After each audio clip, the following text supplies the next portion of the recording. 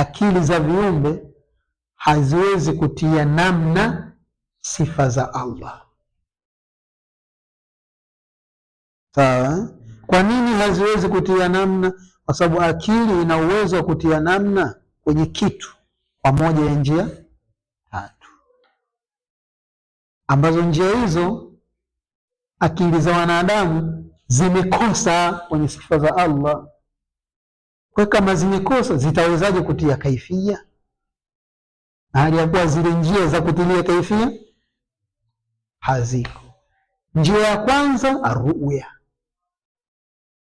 uona, kwamba akili ile imeona. Ukiuona ule mlango unaweza kuutilia namna na kitu kingine, namna yake uko hivi. Sasa akili haijawahi kumuona Allah yetu sisi hapa ulimwenguni, utawezaje tena kutia kaifa?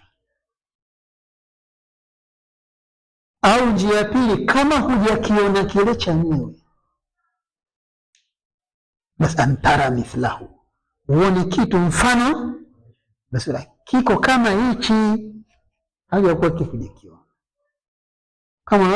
Kama si wengi hatujamuona nyumbu, yuko kama punda, kwa muona mfano wake kwenye maumbile.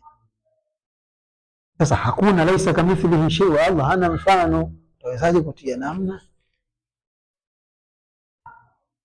Jambo la tatu au njia ya tatu, al-ikhbaru, kuelezwa sasa na mwenyewe au kuelezwa na yule aliyemuona.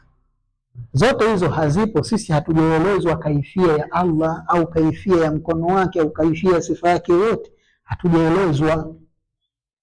Lakini tumeelezwa tu Allah ana sifa hii, ana sifa hii, ana sifa hii, ana majina haya, ana majina haya, ana majina haya. Sifa hiyo ikoje? Hapa ndio penye siri yake. Sasa maadamu ya kuwa hizi njia zote tatu hazipo, basi akili tena haina uwezo wa kutia namna. Wala tukayifu alhija sifatihi,